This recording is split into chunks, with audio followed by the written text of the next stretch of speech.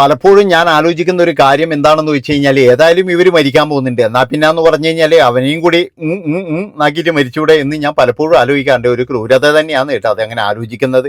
കാരണം വേറെ ഒന്നുമല്ല, അതായത് ഇവർക്ക് നിവൃത്തികേട് കൊണ്ടാണ് ഇവരിങ്ങനെ മരിക്കുന്നത്. അപ്പം ഏതായാലും ഇവർ മരിച്ചു കഴിഞ്ഞാൽ ഒരു വർഷം കഴിയുന്നതിൻ്റെ അടുക്ക് അവൻ വേറെ കല്യാണവും കഴിക്കും. അതാണ് അതിൻ്റെ പ്രത്യേകത.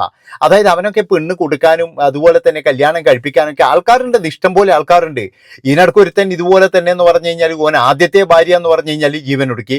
അത് കഴിഞ്ഞ് വേറൊരു പെണ്ണ് കല്യാണം കഴിച്ചു. ആ പെണ്ണിനോട് പറയുകയാണ്, നീയും എങ്ങനെയെങ്കിലും ജീവൻ ഒടുക്കും, അത് കഴിഞ്ഞിട്ട് എനിക്ക് അടുത്തേനെ കെട്ടണമെന്ന്. അതാണ് ഇവിടുത്തെ അവസ്ഥ എന്ന് പറയുന്നത്. അതുകൊണ്ടാണ് ഞാൻ ഇങ്ങനെ ചിന്തിക്കുന്നത്. എന്താണെന്ന് വെച്ചാൽ ഏതായാലും ഇവർ മരിക്കാൻ പോകുന്നുണ്ട്, എന്നാൽ പിന്നെ എന്ന് പറഞ്ഞു കഴിഞ്ഞാൽ ഇവനെയും കൂടെ അങ്ങ് കൊണ്ടുപോയിക്കൂടെ ആ കൂട്ടത്തിൽ എന്ന് പറഞ്ഞാൽ. എന്നാൽ പിന്നെ നമുക്കൊരു കാര്യം ചെയ്യും, ഒന്നിച്ചങ്ങ് പോയാലോ, ടൂറ് പോകുന്നത് പോലെ അങ്ങനെ ഇവനെയും കൂട്ടിയിട്ട് വല്ല ഇടിയങ്ങായിട്ട് എന്തെങ്കിലും ഇട്ട് കൊടുത്തിട്ട് എന്നാ വാ മോനെ നമുക്ക് കൂടി ഒന്ന് അങ്ങ് പോയേക്കാം, അങ്ങനെ ചെയ്തൂടെ? അല്ലെങ്കിൽ പിന്നെ നിങ്ങളൊരു കാര്യം ചെയ്യണം, എന്താണെന്നറിയാം, ജീവിക്കാനുള്ള ആ ത്വരിത ഞാൻ ജീവിക്കും, എൻ്റെ വീടിലെങ്കിൽ കല്ലി വല്ലി ഏതെങ്കിലും ഹോസ്റ്റലിൽ നിന്നിട്ടായാലും ഞാൻ ജീവിക്കും എന്നുള്ള തരത്തിൽ വീട് വിട്ട് അങ്ങ് ഇറങ്ങിപ്പോയേക്കണം. അതാണ് വേണ്ടത്. തീരെ നിവൃത്തിയില്ലാതാകുമ്പോൾ നമുക്കെന്ന് പറഞ്ഞു കഴിഞ്ഞാൽ നമ്മുടെ ശരീരത്തിനും മനസ്സിനും മുറിവേറ്റ് കഴിഞ്ഞാൽ പിന്നെ ഒരു നിമിഷം പോലും നമ്മളിവിടെ നിൽക്കരുത്. കാരണം നമ്മളിങ്ങനെ അടിച്ച് പഞ്ചറാക്കി ഒരുത്തൻ വന്ന് രാത്രി വെള്ളം അടിച്ച് വന്ന് ഒരുത്തൻ ഇങ്ങനെ അനാവശ്യമായിട്ട് കുത്തുകയോ ഇടിക്കുകയോ ഒക്കെ ചെയ്യുമ്പോൾ, ഒരു കാര്യം ഞാൻ പറയാം, പെൺമക്കളുടെ അച്ഛന്മാരാണെങ്കിൽ നിങ്ങൾ ഈ വീഡിയോ കൃത്യമായിട്ട് കാണണം. എന്താണെന്നറിയാം, ഇങ്ങനെയുള്ള സംഭവങ്ങൾ വരുമ്പോൾ എത്ര ദാരിദ്ര്യമായാലും വേണ്ടിയില്ലടോ, കല്യാണം കഴിച്ചില്ലെങ്കിലും വേണ്ടിയില്ല, നാട്ടുകാർ എന്ത് ഊളത്തരം പറഞ്ഞാലും വേണ്ടിയില്ല. നേരെ എന്താ വേണ്ടതെന്ന് വെച്ച് കഴിഞ്ഞാൽ അവരെ ഇങ്ങ് വിളിച്ചു കൊണ്ടുവന്നിട്ട് മോളെ ഇവിടെ താമസിച്ചോ, നീ ഒന്നും വേണ്ട, മനസ്സിലായി, അങ്ങനെ വേണമായിരുന്നു, അതാ വേണ്ടത്. അല്ലാതെ എന്ന് പറഞ്ഞു കഴിഞ്ഞാൽ എല്ലാത്തിനും അങ്ങ് വിട്ടുകൊടുത്ത് ഇതൊക്കെ പിന്നെ അമ്മ എന്നിങ്ങനെ ചെയ്യുന്നതെന്ന് പറയുമ്പോൾ അത് അനുഭവിക്കണം മോളെ, നിന്റെ അച്ഛൻ്റെ അടുക്കുന്നല്ല ഞാൻ എത്ര വാങ്ങിച്ചിട്ടുണ്ട്, ഇങ്ങനെ പറയുന്ന ആൾക്കാരാണ് മുഴുവൻ നടന്നത്.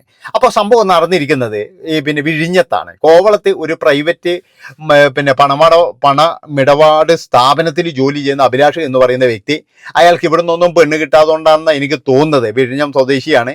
അപ്പോൾ അതുകൊണ്ട് തന്നെ നാഗർകോവിൽ പോയിട്ടാണ് അയാൾ വിഘ്നേശ്വരി എന്ന് പറയുന്ന യുവതിയെ കല്യാണം കഴിച്ചത്. വളരെയധികം സന്തോഷത്തോടു കൂടി വലിയൊരു ജീവിതം, നല്ലൊരു ജീവിതം, അതിനു വേണ്ടിയിട്ട് തന്നെ വിഘ്നേശ്വരി സന്തോഷത്തോടു കൂടിയിട്ടാണ് ഇങ്ങോട്ട് വന്നത്. പക്ഷേ വന്ന് ഒരാഴ്ച കഴിഞ്ഞപ്പോൾ തന്നെ മനസ്സിലായി, അതായത് ഇവൻ പഴയ സിനിമാ സ്റ്റൈലിലാണ്. ഈ വിജയിൻ്റെയും മറ്റേൻ്റെയും സിനിമയെല്ലാം കെട്ടിയിട്ട് ഇങ്ങനെ തലക്കെല്ലാം കെട്ടിയിട്ട് സ്വകാര്യ പണമിടപാട് ബ്ലേഡ് കമ്പനിയിൽ ജോലിയാന്ന്. അപ്പോൾ അതിൻ്റെ അകത്ത് എന്ന് പറഞ്ഞു കഴിഞ്ഞാൽ പിരിക്കാൻ പോക്കായിരിക്കുമല്ലോ പണി. അങ്ങനെ പോകുമ്പോൾ ഭീഷണിപ്പെടുത്തലും ഇതല്ലേ പണിയായിരുന്നു.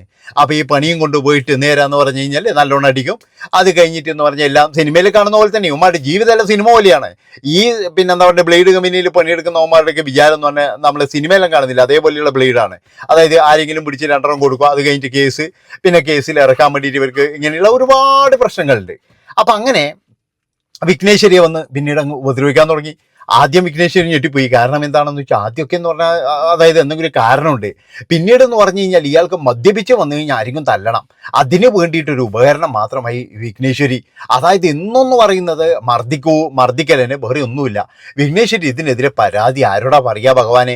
ഏതായാലും എന്ന് പറഞ്ഞു കഴിഞ്ഞാൽ വീട്ടിൽ വിളിച്ചു പറഞ്ഞപ്പോൾ പറയുന്നത് എന്താണെന്ന് വെച്ച് കഴിഞ്ഞാൽ, മക്കളെ ഇതെല്ലാം അനുഭവിക്കേണ്ടതാണ്, നമ്മൾ വിചാരിക്കുന്ന പോലെയല്ല, ഇതൊക്കെ അങ്ങനെയാണ് എന്നൊക്കെ പറഞ്ഞിട്ട് അവരങ്ങനെ അങ്ങ് കൈമലർത്തുകയാണ്. കാരണം അവർക്കും അറിയില്ല ഇതെന്താ ചെയ്യേണ്ടതെന്ന്.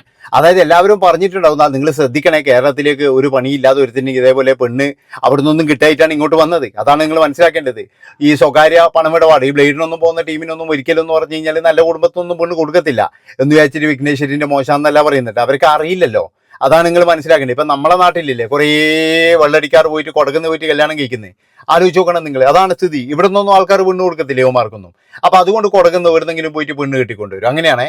അപ്പോൾ അങ്ങനെ ഇവരെന്ത് ചെയ്യുന്നു പറഞ്ഞു കഴിഞ്ഞാൽ, അത് കഴിഞ്ഞിട്ട് എന്ന് പറഞ്ഞാൽ ഇവൻ പിന്നെ ഭയങ്കര ഇടിയും, പിന്നെ എന്ന് പറഞ്ഞു കഴിഞ്ഞാൽ ഈ പുലിയാട്ട് മറ്റേ ഇതെല്ലാം പറയാൻ തുടങ്ങി. വളരെ മോശമായിട്ടുള്ള വേർഡ്സൊക്കെ ഉപയോഗിക്കുന്നത്.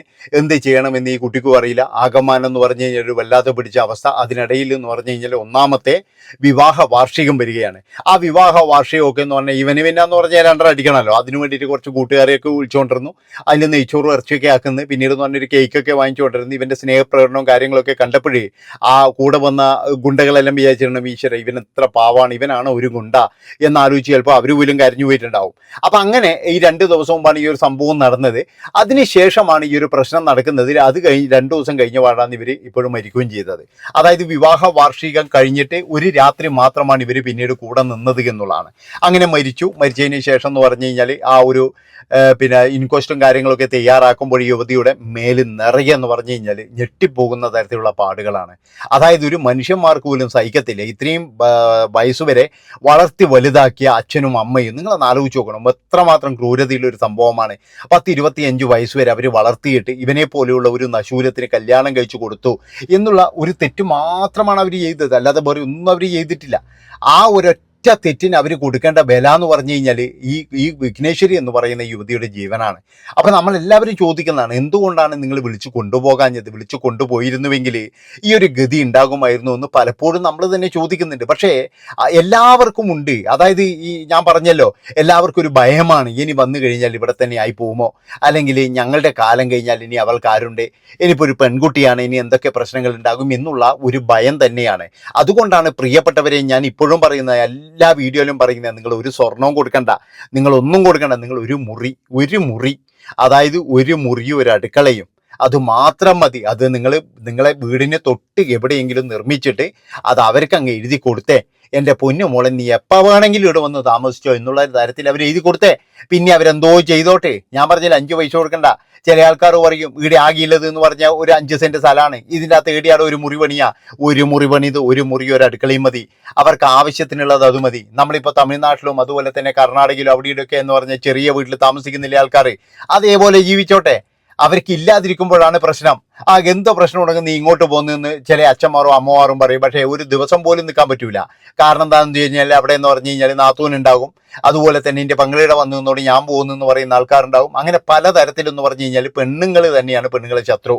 അതുകൊണ്ടാണ് ഞാൻ പറയുന്നത്, ഇനിയും തന്നെ നിങ്ങളുടെ വീട്ടിൽ ആർക്കെങ്കിലും ഇങ്ങനെ പ്രശ്നമുണ്ടെങ്കിൽ ഒന്നും നോക്കണ്ട, പെട്ടെന്ന് തന്നെ കൂട്ടി വരിക. പിന്നെ ഈ കല്യാണ മാർക്കറ്റിൽ, അതായത് നിങ്ങൾ ഈ അന്വേഷിക്കുക എന്ന് പറയുന്നൊരു പരിപാടിയുണ്ട്. ആ അന്വേഷണം കൃത്യമായിട്ട് പൂർത്തീകരിച്ച് നിങ്ങൾ എന്തിനാണ് ഈ സ്വർണവും പണവും ചോദിക്കുന്നവന് കൊടുക്കുന്നത്? അതായത് ഏതെങ്കിലും ഒരുത്തം വന്ന് സ്വർണവും പണവും വേണമെന്ന് പറഞ്ഞ് അവനെ ആട്ടി ഇറക്കുകയാണ് വേണ്ടത്. ഒരു തരി പോലും കൊടുക്കാൻ പാടില്ല. നിങ്ങൾ സ്വർണ്ണം ഉണ്ടെങ്കിൽ തന്നെ ഞാൻ പറഞ്ഞില്ല, സ്വർണത്തിന് പകരമായിട്ട് ആ വീടിന്റെ താക്കോല് കൊടുത്തോ. എന്ത് പ്രശ്നം ഉണ്ടെങ്കിലും മക്കളെ ഇവിടെ വന്ന് താമസിച്ചോ. അല്ലാണ്ട് അവന്റെ ആട്ടും തൊപ്പും ചവിട്ടും ഏറ്റിട്ട് എന്തിനാണ് ജീവിക്കുന്നത്? ഏതോ ഒരു വീട്ടിൽ താമസിച്ച ഒരു കുട്ടി, ഏതോ അച്ഛൻ്റെ അമ്മയും പൊന്നാര മകളായ കുട്ടി, ആ കുട്ടി പിന്നീട് എന്ന് പറഞ്ഞാൽ ഇവൻ്റെയൊക്കെ ആട്ടും തൊപ്പും ഏറ്റിട്ട് എന്തിനാണ് നിൽക്കുന്നത്? ഉരിച്ചാൻ വയറിന് വേണ്ടിയിട്ടാ? അതാണോ? ഉരിച്ചാൻ വയറിന് വേണ്ടിയിട്ടാണ് ഇവൻ്റെയൊക്കെ ആട്ടും തൊപ്പും ഏറ്റ് നിൽക്കുന്നത്. ആ ഉരിച്ചാൻ വയറ് എന്ന് പറഞ്ഞു കഴിഞ്ഞാൽ എവിടെ പോയാലും ഉണ്ടാകാലോ. ഇന്നിപ്പോഴെന്ന് പറഞ്ഞാൽ ലോകത്തുള്ള അമ്പലങ്ങളിൽ തെച്ചു അന്നദാനമുണ്ട്, അവിടെയൊക്കെ പോയിട്ട് തിന്നിട്ട് വരാം. എന്നാൽ തന്നെ എന്ന് പറഞ്ഞാൽ വെറുതെ വീട്ടിൽ കിടന്നൂടെ? അല്ലെങ്കിൽ എന്ന് പറഞ്ഞാൽ ഏടെങ്കിലും പോയിട്ടൊരു ജോലി ചെയ്തൂടെ? എത്ര ജോലികളുണ്ട് നമ്മുടെ നാട്ടിൽ തന്നെ എന്ന് പറഞ്ഞു കഴിഞ്ഞാൽ. ഇപ്പോഴെന്ന് പറഞ്ഞാൽ ഈ കടകളിലും അങ്ങനെയൊക്കെ ഒരുപാട് ജോലികളുണ്ട്. അവിടെയൊക്കെ ജോലി ചെയ്താൽ തന്നെ എന്ന് പറഞ്ഞാൽ ഒരാൾക്ക് തിന്നാൻ ഒരാൾക്ക് കഴിയാൻ പറ്റും. പിന്നെ എന്തിനാണ് ഇവനെ പോലെയുള്ള ആൾക്കാർക്ക് ചവിട്ടും തൊഴിയും കൊടുക്കാൻ വേണ്ടി മാത്രം ഒരാളെ വിട്ടുകൊടുക്കുന്നത്? ഇത് കേരളത്തിലെ എല്ലാ അച്ഛന്മാരും കാണുന്ന ഈ വീഡിയോ എന്നാണ് ഞാൻ പറയുന്നത്. അതായത് നിങ്ങൾ എല്ലാവരും തീരുമാനമെടുക്കണം ഇതിനെതിരെ.